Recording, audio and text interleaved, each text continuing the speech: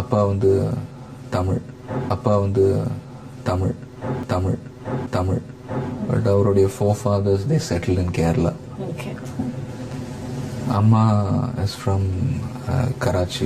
Before partition கராச்சியில் பிறந்தவங்க. After partition அகதிகளா they settled in Calcutta. And father medical லைன்ல இருந்தார். he was the pharmaceutical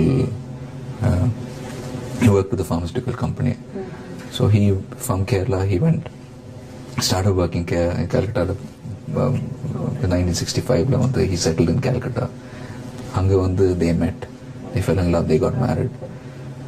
I was born, நான் வந்து பிறந்தது சிக்கந்தராபாத்தில். பட் எனக்கு 1.5 வயசு இருக்கிறப்ப my father got transfer. இங்கே நாங்கள் we came to சென்னை.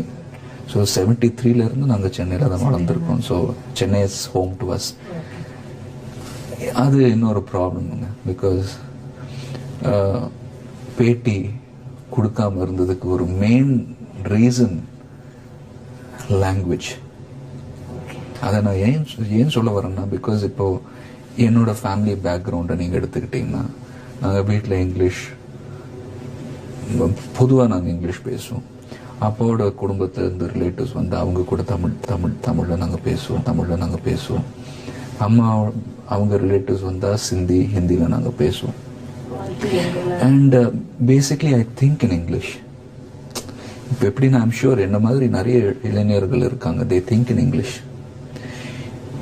இன்னைக்கு ஸ்கூலில் எப்படி ஃபார்மேட் தெரியாது, education what is a format தெரியாது. பட் நாங்கள் வந்து 1973 அந்த 70s 80s ஸ்கூலில் படிக்கிறப்ப apart from that regional language நீங்கள் வந்து வேற மொழியில் பேசினா யூ வில் பி பனிஷ்ட்.